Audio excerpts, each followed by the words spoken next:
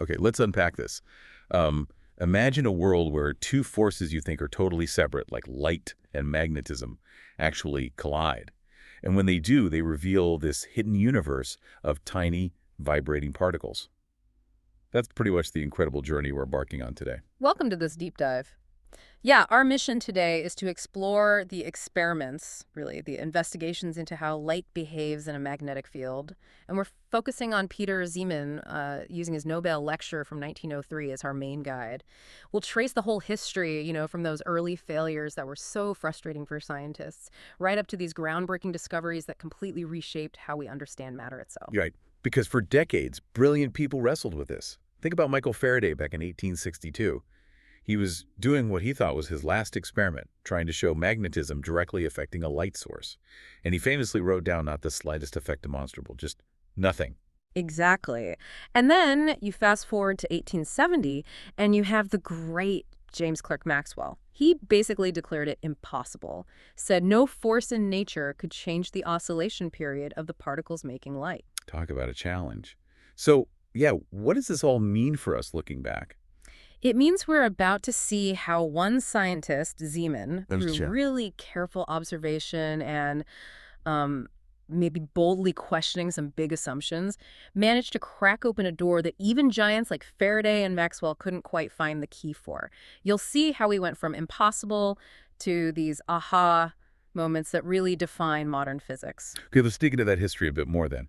Faraday was just relentless, wasn't he? He came up with terms like magnetic rotation of the polarization plane. What we now call the Faraday effect, right? Exactly. How a magnetic field can twist light waves passing through stuff. And he called his own discovery magnetization of light and the illumination of magnetic lines of force. That sounds almost like he was hinting at what he hoped to find, even if maybe his contemporaries didn't quite get it. Yeah. But despite wanting so badly to connect light, magnetism, electricity, that last try in 1862, he called the results absolutely negative. No direct effect seen. And that's why Maxwell's statement in 1870 was such a big deal. At the British Association meeting, hearing the guy who founded the theory of electromagnetic light saying, basically, nope, can't be done. No force can alter the mass or oscillation period of these light particles, not even slightly. That must have sounded pretty final. It really must have. Imagine being a young scientist hearing that. Yeah, but for Zeeman, it wasn't really about contradicting Maxwell. It seems it was more this persistent curiosity. It actually stemmed from his earlier work on something called the Kerr effect. Ah, right. That's about light reflecting off magnetic surfaces, magnetic mirrors. Exactly. He just had this feeling there was more to investigate there. So, okay, this huge challenge is set. How did Zeeman manage to see what others missed? What tools did he need? Well, to succeed where, even Faraday failed, Zeeman needed incredible precision, way beyond what was available before. He didn't just use simple glass prisms, they just weren't sharp enough.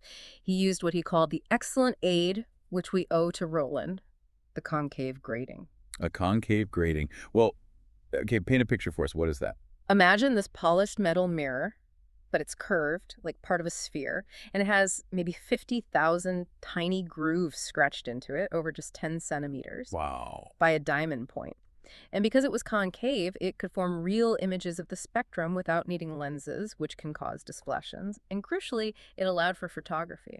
So he could get a permanent record. Precisely, a permanent objective record of every tiny detail in the light spectrum. This was really state-of-the-art back in 1896. Okay, right. And this setup allowed him to see things in, as he put it, very fine detail. Yeah. He talks about looking at a simple Bunsen burner flame with sodium in it. And this Rowland grating showed not just yellow light, but two separate sharp yellow lines. Yeah, their oscillation periods were incredibly close, differing by only about 1 part in 1,000. Tiny difference. And he focused on just one of those lines for the big experiment. That's right. So picture him, August 1896, Leiden University Physics Institute. He puts that sodium flame right between the poles of a powerful electromagnet. Okay, the moment of truth. What did he see first when looking perpendicular to the magnetic field lines? Well, instead of that single super sharp line he started with, he saw it had broadened. just slightly wider. Broadened, meaning Right. what exactly? It meant the flame wasn't just emitting light at the original frequency or period. It was also putting out light with slightly longer periods and slightly shorter periods, a tiny spread. How tiny are we talking? Incredibly small, about 1/30th of the distance between those two original sodium lines, maybe 2/10 of an angstrom. An angstrom. That's Yeah. like atom-sized, isn't it? Roughly, yeah. Diameter of a hydrogen atom, give or take. So an almost unbelievably small change. Wow. Okay. So initial reaction must have been doubt, especially with Maxwell's statement hanging over everything. Oh, absolutely. There was doubt. But Zeeman was meticulous. He didn't just stop there. He checked it from all angles. He looked at the light coming out along the direction of the magnetic force. He actually had to drill holes in the magnet poles to do that. Really dedicated. He was. And he also looked at the reverse effect, how sodium vapor absorbed light in the magnetic field. And everything confirmed that first startling observation. The line definitely broadened. So the impossible was happening. A tiny crack appeared in Maxwell's declaration. But before Zeeman could even, test different materials or stronger magnets, theory stepped in. Yes, almost immediately. And this is where his teacher and friend, Professor Lorentz, comes into the picture. And what's really fascinating is how Lorentz's theory, which was actually developed just a year before Zeeman's observation. In 1895. Wow. Yes. It provided the perfect framework to understand this tiny effect. It was almost waiting for the experiment. So what was Lorentz's idea? Well, Lorentz's theory basically said that all matter contains these small electrically charged mass particles. He called them electrons. Ah, the famous electrons. Indeed. And he proposed that everything electrical, everything optical, including light waves oscillating, it all came down to the position and movement of these electrons. For a single spectral line, he simplified it. He imagined just one electron vibrating per atom. Okay, simple model. But the genius part was how he described that vibration. He showed it could be thought of as a combination of movements. One back and forth oscillation along the direction of the magnetic field, and two circular oscillations perpendicular to the field, spinning in opposite directions. Okay, so linear and two circular motions combined. Exactly. And without any magnetic field, all three of these component oscillations have the exact same period, the same frequency. They blend into one spectral line. But when you turn on the magnet, That's when things change. Lorentz showed that the linear oscillation, the one parallel to the field, that one's unaffected. Its period stays the same. But the two circular motions, the ones perpendicular to the field, they feel new forces from the magnet. These forces act along the radius of their circular path. One gets sped up, its period decreases. The other gets slowed down, its period increases. so the magnet effectively splits the frequencies of those circular motions. Precisely. And this wasn't just a vague explanation for the broadening Zeeman saw. It made very specific predictions about how the light should split into distinct components. Right, okay. So what were those specific predictions? What should Zeeman see? Well, first, think about looking perpendicular to the magnetic field lines, like Zeeman did initially. Lorentz's theory predicted three distinct oscillations with different periods. So instead of one line broadening, you should actually see three separate sharp lines, a triplet. A triplet, okay. And did the theory say anything about how light waves were oriented? Polarization? It did. The middle line of the triplet, the one with the original frequency, should be oscillating parallel to the magnetic field. And the two outer lines, the faster and slower ones, should be oscillating perpendicular to the field. Okay, that's for looking across the field lines. What about looking along the field lines? Through those holes, Zeeman drilled. Right. In that direction, Lorentz's theory predicted something different. Those two circular electron oscillations, spinning opposite ways, would create two light rays. These rays would be circularly polarized, spinning in opposite directions, one with a longer period, one with a shorter period. So no middle line in that case. No middle line. The original lines should split into just two components, a doublet, and they'd be circularly polarized in opposite ways, like two different colors of circularly polarized light coming straight at you. Wow, incredibly specific predictions. Uh-huh. Did Zeeman manage to confirm these? The triplet and the doublet? He did. He used cadmium lines, which showed the effect more clearly. And he reported how beautifully the consequences following from Professor Lorentz's theory were confirmed by observation. Amazing. Though he did note, again, that the changes, the splittings, were initially extremely small, very challenging to see clearly. And that extreme smallness, that subtle split, that turned out to be the key to something even bigger, didn't it? It wasn't just confirming Lorentz's electron idea. It actually let them measure something fundamental about the electron itself. Exactly. That's the truly mind-blowing part. The amount of splitting, how far apart those lines moved in the magnetic field. It depended directly on the ratio of the electron's charge to its mass. The charge-to-mass ratio, a fundamental property. Right. And when Lorentz published his theory in '95, nobody knew that value for these supposed light-emitting particles. But Zeeman's measurements of the splitting allowed them to calculate it. What did they find? They found a value around 107 CGS units per gram. Now, the units aren't the important thing here. Okay. The important thing was how huge this number was compared to anything known before. It was about 1,000 times greater than the charge-to-mass ratio they knew for hydrogen ions from electrolysis experiments. 1,000 times. So what did that imply? It led them to a really profound conclusion. Zeeman wrote it was most probable that in the luminous particles only 11 to the 1,000th of the atom oscillates, meaning the little bit that was actually vibrating and making light was incredibly light compared to the whole atom. The main mass of the atom, he said, remains virtually stationary. Wow. So the things vibrating to make light weren't the same as the ions moving around in chemical reactions. Not at all. If they had been the same as those heavier ions, the splitting Zeeman saw would have been 1,000 times smaller. It would have been completely invisible with the technology they had. Undetectable. So the experiment didn't just prove electrons existed in atoms. It gave us our first real measurement of how incredibly tiny and light they were compared to the atom itself. A fundamental piece of the puzzle. Incredible. Okay, so they know these electrons are tiny, they're vibrating. What was the next big question? Their charge, maybe? Positive or negative? Precisely. That was crucial. And Zeeman figured that out, too. By carefully looking at that doublet, the two lines seen along the magnetic field, and analyzing the direction of their circular polarization, he could determine the sign of the charge. And the verdict was? Negative. The oscillating electrons are negatively charged. Okay. And did that connect to anything else known at the time? Oh, yes. Big time. Zeeman realized this immediately. He noted that cathode rays, those mysterious rays seen in vacuum tubes, were already suspected to be streams of negative particles. And crucially, measurements were just starting to show they have the same incredibly high charge-to-mass ratio. The same M value. The very same. This led to the powerful unifying conclusion. That which vibrates in the light source is the same as that which travels in cathode rays. Wow. So the electron wasn't just in atoms making light. It was also this thing flying through vacuum tubes. Exactly. It suddenly connected the light from a simple flame to these weird electrical discharges, all down to the electron. It makes Faraday's old titles, like magnetization of light and illumination of lines of force, sound almost like prophecies now, doesn't it? It really does. We see light can be magnetized, in a sense, through its source electrons. And you mentioned Professor Arrhenius's theory. Even the aurora borealis, the northern lights, that's a spectacular case of electrons, negative particles from the sun, literally illuminating Earth's magnetic field lines. A cosmic Zeeman effect, almost. Yeah. But nature loves complexity, right? I bet it wasn't all neat triplets and doublets. Oh, absolutely not. Very quickly, scientists started finding exceptions. Lots of them.